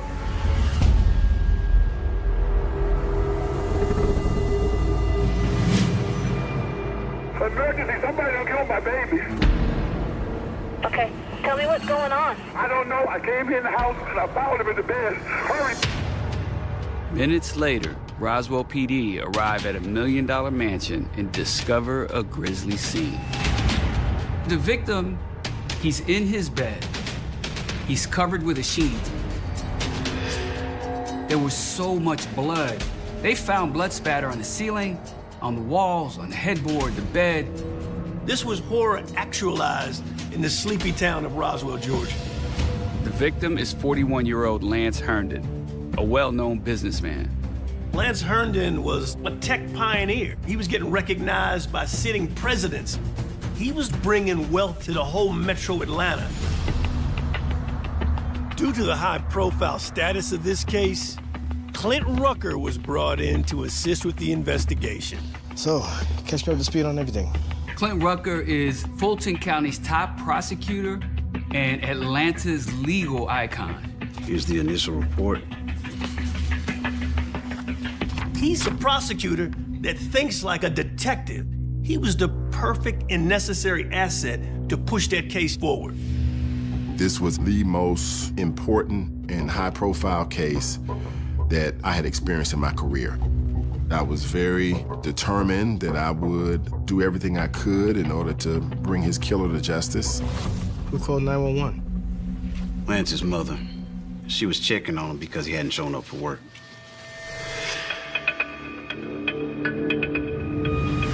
The mother of Mr. Lance Herndon found him in the master bedroom, covered up by a comforter, unresponsive.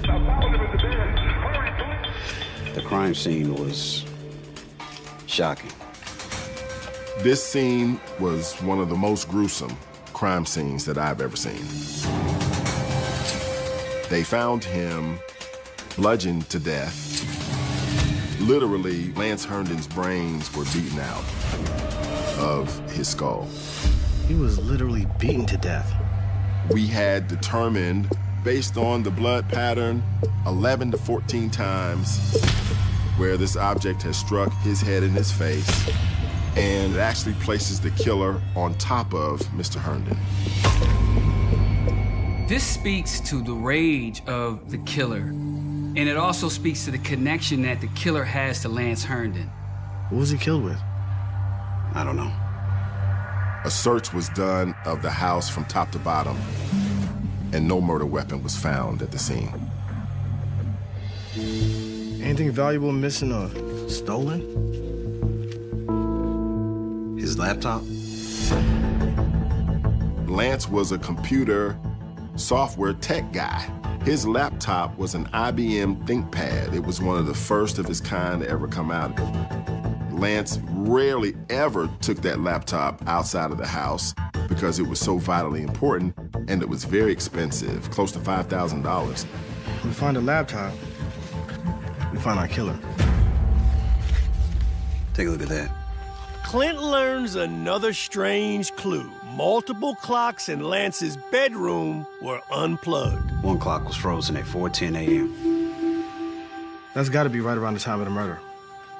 It helped us narrow a time frame in which the murder could have occurred. Anything else of interest from the crime scene? There was a framed photo. One of the other things that was very unusual, Lance had a photograph next to his bed of a woman, but that picture frame was turned face down. Who's the woman? Working on it. Let me know when you figure it out. The killer could be someone who was romantically involved with our victim. A scorned woman or lover and had a heightened sense of jealousy and had to put that picture down. Where were the suspects? Still sifting through people. While he did have a lot of friends, there were some enemies. This was a classic whodunit from the very beginning. Let's get to work. But one thing is clear, this killer's connected to this victim. And everyone is a suspect until you're not. Clint, what's up, my brother? Man. Good to see you. We met with Clint to learn how he narrowed down the suspect pool. When we looked at Lance's life, there was a consistent word kind of used to describe Lance's personality, and that was he was a ladies' man. Lance liked the ladies, and there were many of them that were in and around his life in various capacities. So you gotta harken back to the scene itself. That amount of violence, that spells rage. Lance was found in his bed, face up, nude. And that suggested to me that there was a sexual component here that I might need to take a hard look at. And so when I went down my suspect list, now I'm looking at folks who would have been intimate with him in the days or weeks prior to his death. This photograph of Lance and this woman turned down, it had to have meant something. It was really important for us to identify who the person was in that photograph so we could see exactly if she had anything to do with Lance's death. And so when we investigated, what we learned is that young lady's name is Nadine Foster. She was Lance's primary girlfriend. When we looked at Nadine, one of the things that we discovered is that there had been a prior incident at the house where a woman came and knocked on Lance's door while Nadine was there. And I do know that it caused a bit of friction between Nadine and Lance.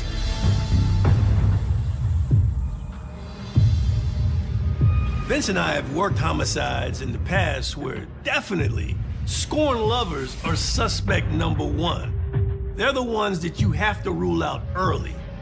Nadine could have found out that Lance was about to break up with her and in a fit of rage, murdered him.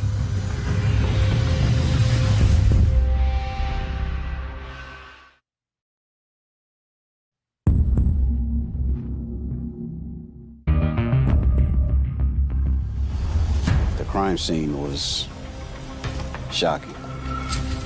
Atlanta Tech mogul Lance Herndon has been murdered in his Roswell home. He was literally beaten to death.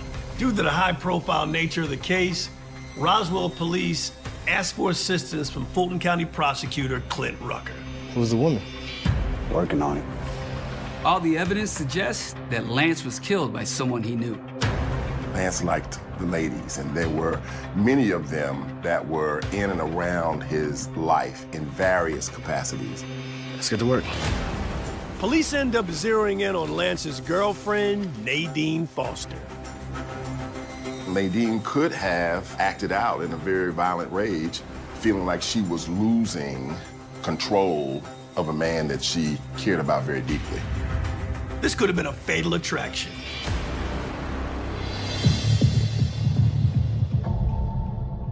Nadine Foster was very much a suspect. Police were interested in trying to learn where she had been on the night of Lance's death and see if there was some motivating factor to commit the murder. How was she acting? What was her body language? She was a little defiant by the fact that she had to answer these questions and justify her whereabouts. She vehemently denies having anything to do with the murder of Lance Herndon. She didn't show any emotion like I expected. There were no tears. One of the things that she wanted to know was how soon could she get her clothes back. She's more concerned about getting her belongings out of the house than really finding out what happened to Lance. It's very odd to see that. Miss Foster relates she was having a secret relationship behind Lance's back, and that's what she was doing on this night. We had eyewitnesses that kind of put her on the other side of town at the time that Lance was murdered, and so we were able to kind of eliminate her and cross her off the list. As Clint prepared for his next move, he received word that the medical examiner's report was finished. And there were some interesting findings. One of the biggest revelations to the report was related to the murder weapon. The wounds on Lance's face had a unique curved pattern to them. And the ME believed that it was possibly from a crescent wrench. Clint obtained a crescent wrench and laid it on a photo of the injuries. He was blown away. The wrench lined up perfectly with the markings on Lance Herndon's face. At this point, detectives returned to Lance's home to search for the murder weapon. So how long did you work for Mr. Herndon? 2 years. Investigators began re-interviewing members of Lance's staff who would have had access to his house. What are you looking for? It's a crescent wrench. I've seen one. Lance's staff made a note to detectives that Mr. Herndon actually had that same kind of crescent wrench inside of his bedroom because he was putting together some exercise equipment. It was in there. I haven't seen it since. Learning that there was a crescent wrench at one time present prior to Lance's death and afterwards it was missing told me that we had in fact identified positively the murder weapon. That means that was a crime of opportunity. Someone was filled with rage and they grabbed the first heavy thing they could get their hands on and used it to kill our victim.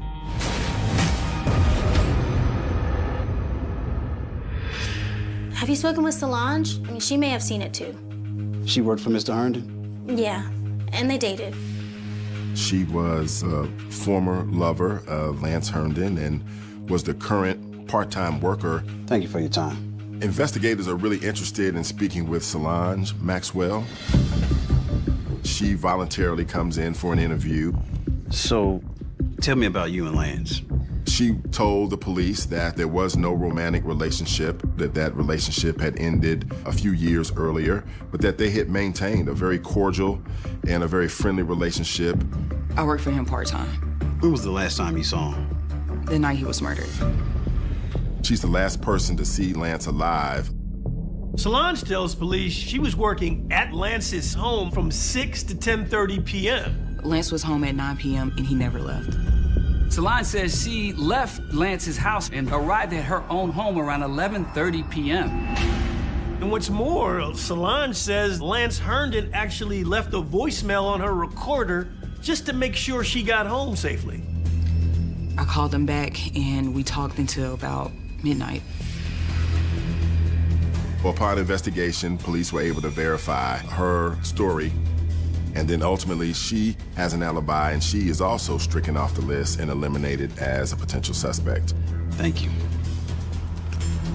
Thanks to Solange, we now know he was alive at midnight. We know the clock stopped at 4:10. That timeline just shrunk to 4 hours and 10 minutes. With leads drying up, Clint turns to Lance's close friend, Christopher Alexander. So, we're looking at women in Lance's life. He felt like I was genuinely trying to solve this case, and he wanted to tell me as much as he could about what Lance had shared with him. Lance had recently fallen for someone. Her name was Dion Ball. Dion was 28 years old. She originally was from Jamaica. She was enrolled at Georgia State University. She was wild. He tells me, as is the case with most new, fresh relationships, it was fast, it was fun, it was sexy. According to Mr. Alexander, there was something about Dion Ball Lance couldn't get her off his mind. And he was smitten by her.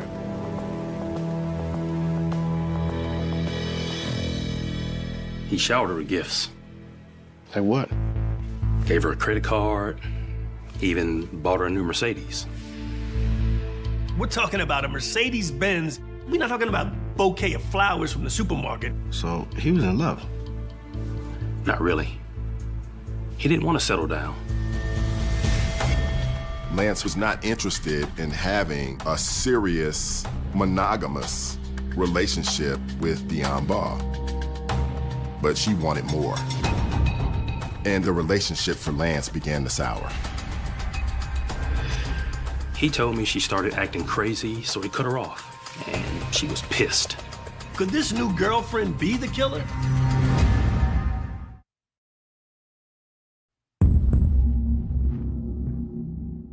When was the last time you saw him? The night he was murdered. After a couple of months, the Lance Herndon homicide investigation started to slow down. Thanks for meeting with me. But top prosecutor Clint Rucker does not give up. We're looking at women in Lance's life. He's convinced someone that knew Lance is responsible for his murder. Lance had recently fallen for someone. He gets a new lead when a best friend lets Clint know that the victim's been dating a new girlfriend by the name of Dion Ball. He told me she started acting crazy, so he cut her off. And she was pissed. I thought, she's the lead that we've been waiting for. Investigators contact Dion Ball, and she comes in for a videotaped interview. If I'd known I was gonna go on camera, I'd look better. She has such a cavalier demeanor. She's actually joking around with the detectives. Did Lance support? Just well, to a certain degree. How so? Well, he'd give me money every week. He'd pay for my school fee and buy my book. He basically gave me a credit card to buy whatever I needed. It was almost playful. She laughed quite a bit. She told some inappropriate jokes. Well, I mean, like, was it 50, 100? No. What can $50 do? That's luxury. Does that sound like a woman who devastated because the love of her life has just been brutally murdered? It's very odd to see that.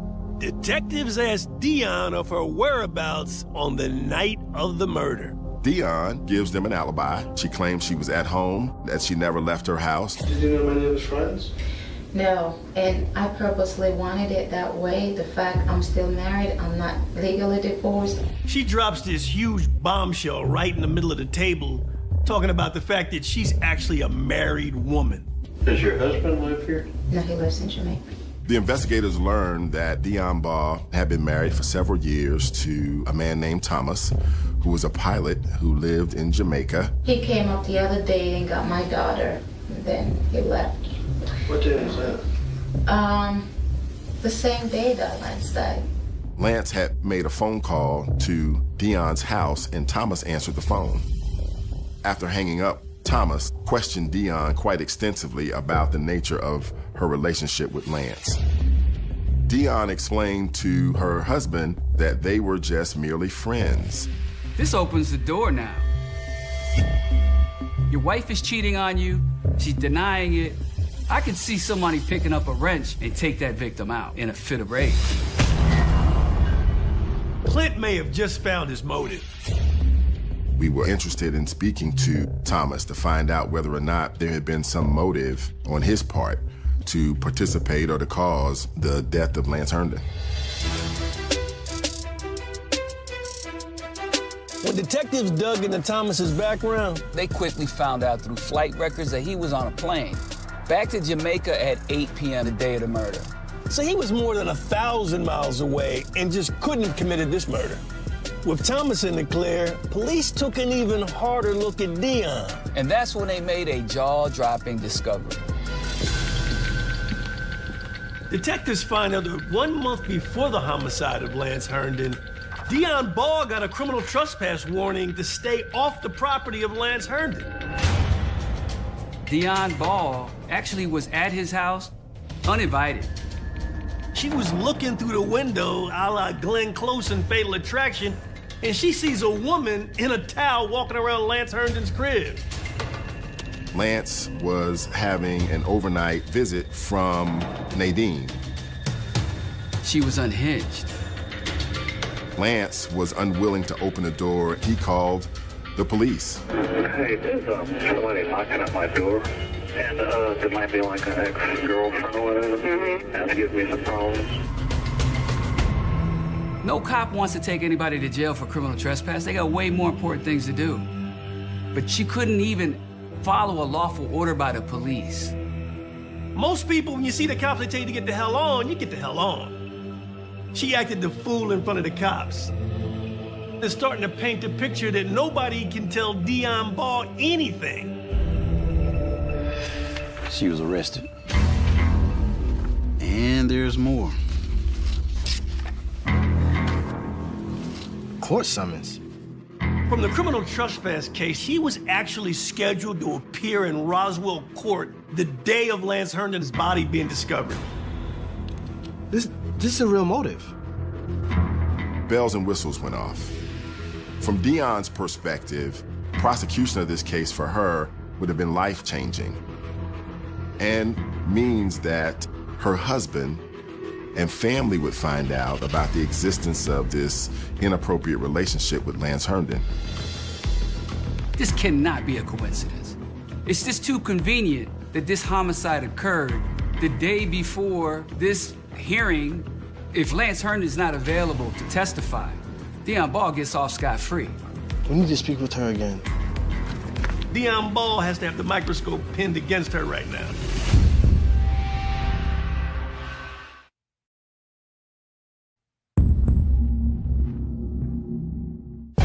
She was arrested. The Lance Herndon homicide investigation is heating up. Hey, there's somebody knocking at my door, and it gives me some problems. Clint Rucker discovers that ex-girlfriend Dion Ball was arrested for trespassing outside of Lance Herndon's home. And there's more. We found out that Lance was scheduled to go to court on the day he was killed to prosecute Dion Ball for criminal trespassing. We need to speak with her again. It gave me a real sensation that Dion Ball was the actual killer. Dion agrees to further questioning by police.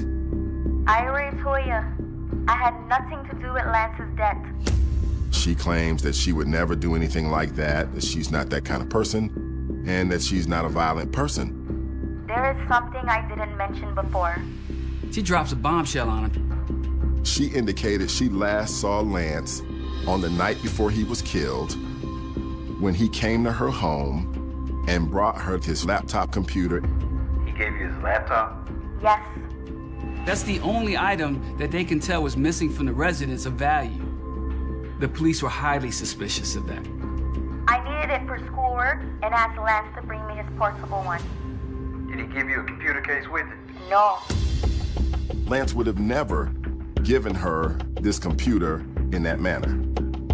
I'm telling the truth. The laptop was very expensive. It was the computer in which he used to transact business. You would have expected it to be given inside of its protective carrying case. What time did he bring it to you? About 9:30 p.m. Lance was home at 9 p.m. and he never left. We know that's not true because Lance's staff made a note to detectives that Mr. Herndon actually was at home during that time. So this sister's lying.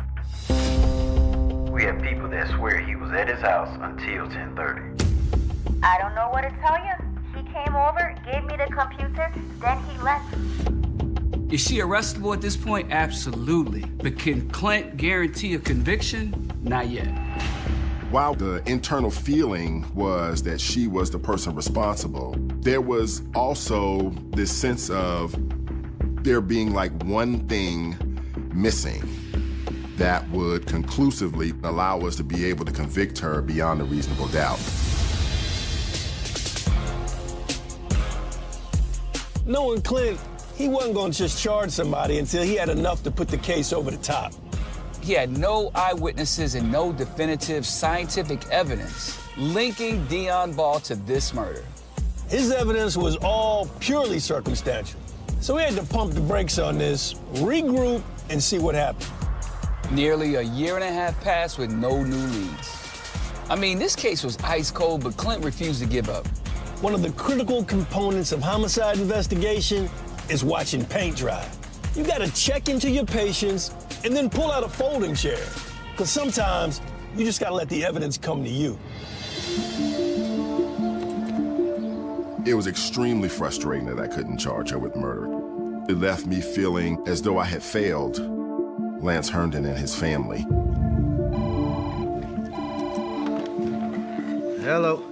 Mr. Rucker? Yes. I have info on your murder case. He gets this crazy call out of the blue. It's a divorce attorney representing Dion Ball's husband. My client wants to talk. She says, I know you're investigating Dion Ball for the murder of Lance Herndon. I got some information for you. Can we meet in person? Absolutely. I was very excited. I was very anxious. Clint knows whatever he's gonna hear is probably gonna be the key piece of evidence he needs to take this case home. How about this afternoon? Mr. Rucker? Yes. I have info on your murder case. Prosecuting attorney Clint Rucker gets a call that could break this case wide open. My client wants to talk. It's a divorce attorney representing Dion Ball's husband. Can we meet in person? How about this afternoon? I'll make it happen. Thank you. I was very excited. The information would be exactly what we needed in order to put us over the edge. Clint meets with Thomas and his divorce attorney. So what you guys got for me? Dion was a cheater. I know she had an affair with Lance, but that's not all. He says, hey man, the reason I'm filing for divorce is because I think my wife killed Lance. He shared with me that several weeks prior to him filing for the divorce, Dion had actually traveled to Jamaica. They had gotten into an argument with respect to Dion's relationship with Lance. Things turned physical quickly. He says Dion got very aggressive. She knocked me on the ground and began beating me in the head. She's off the hook. She's trying to hurt this brother. That's all going back to the kind of damage we saw done to Lance Herndon when he met his demise. And then she threatened me. She said, if you don't stop effing with me, I'ma do you just like I did Lance.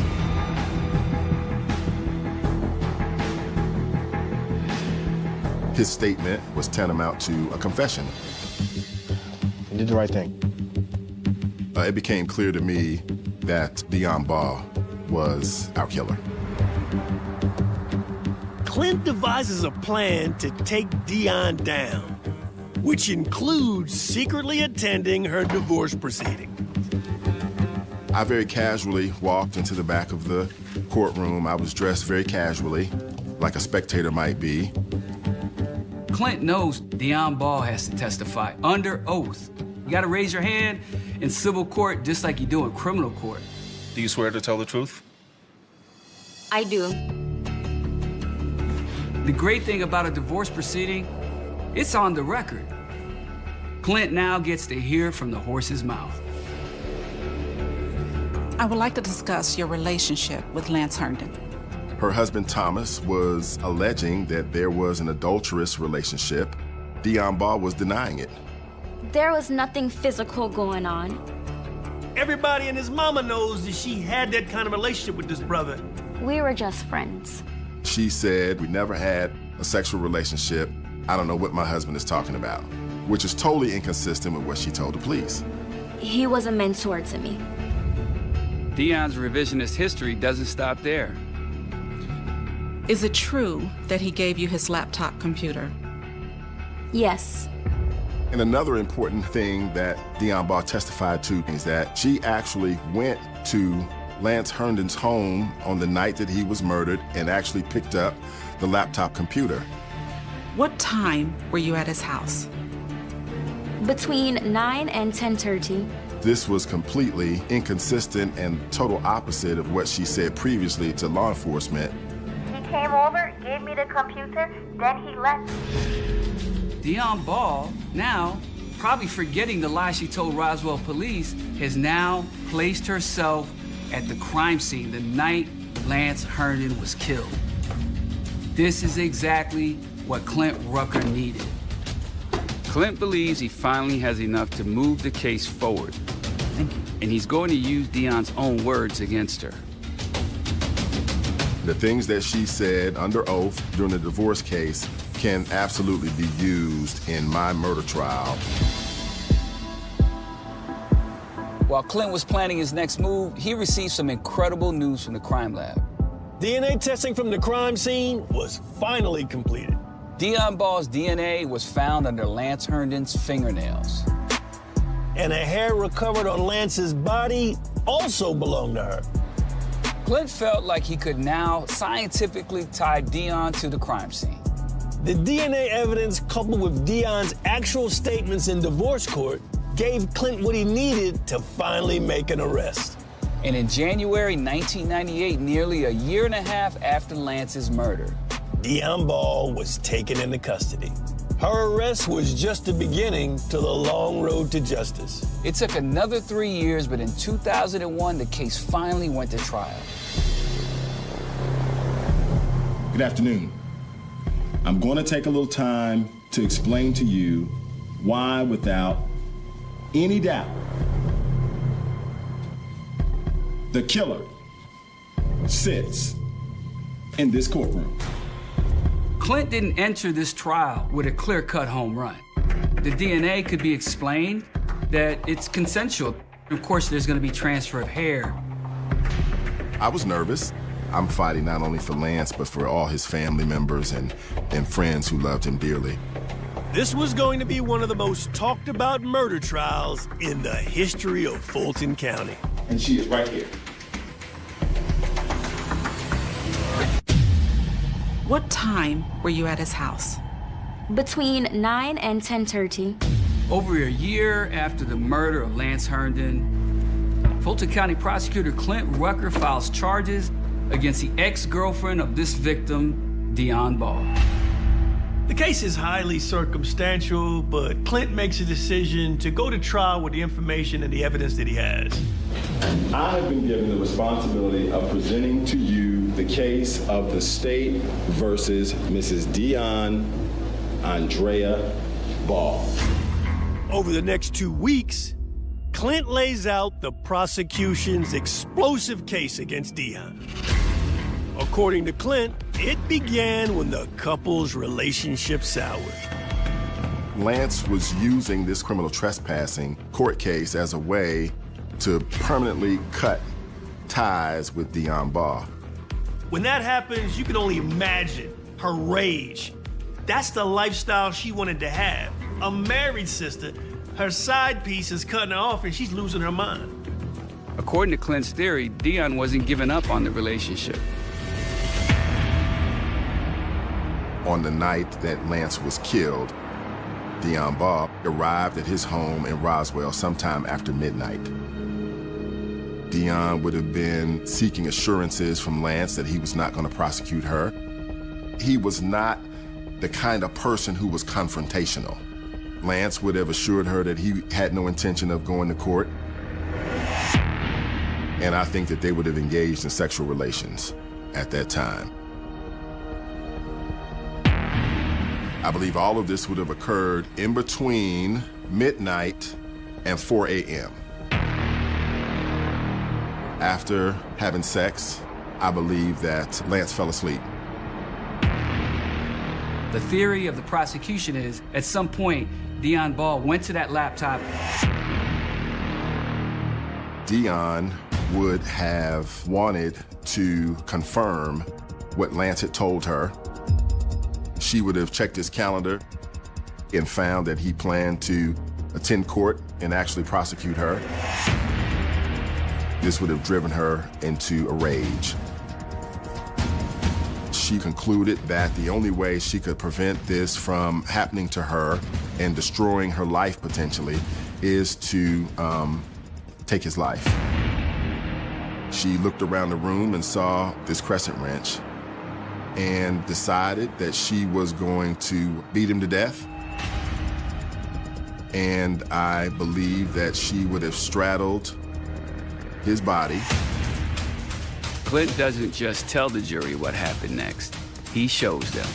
The killer was up close and personal when taking Mr. Herndon's life. The killer struck him.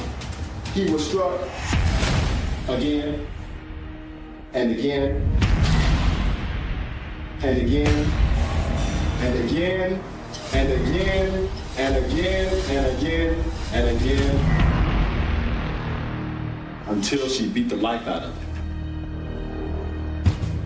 Once she realized what she had done, she immediately went to a cover-up mindset. She wrapped up the murder weapon.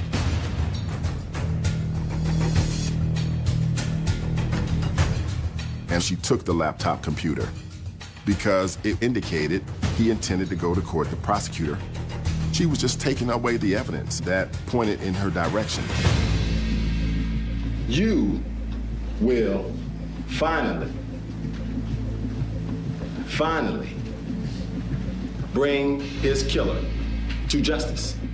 So when the jury actually begins to deliberate, it is literally out of my hands.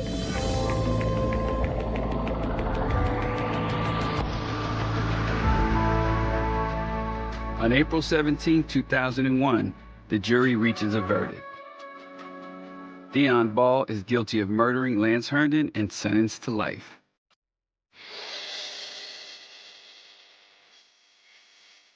The celebration in this case didn't last long. Deon's lawyers appealed the conviction and won. They won based on some testimony that shouldn't have been allowed in court. In October 2003, Clint and his team took Deon to court again. But this time, the trial ended in a hung jury. Clint refused to give up. As he prepared for a third trial, Deon's legal team asked for a deal. Clint spoke with Lance's family, and they decided that the stress of another trial was just unbearable. Ultimately, Deon Ball pled guilty to 1 count of voluntary manslaughter. She received a sentence of 10 years in prison, and the case was finally over. 2 trials over a number of years, and now a plea deal. Right. Tell us about that, man. What were you thinking? It's disappointing.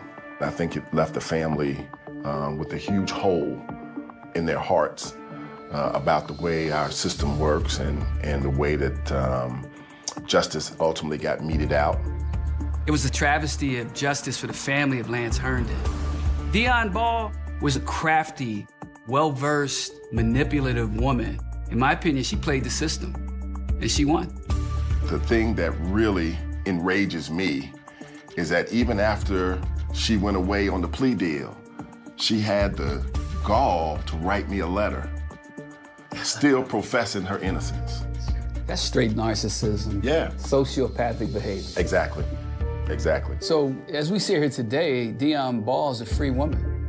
That's true. She did a little bit more than 9 years. And so she's been released. You know, I hope I never see her again. At the end of the day, I do feel a sense of satisfaction that we were able to at least have her accept responsibility and that she received some punishment. And so in my heart and in my spirit, I rest okay with what happened. What was the cause of death?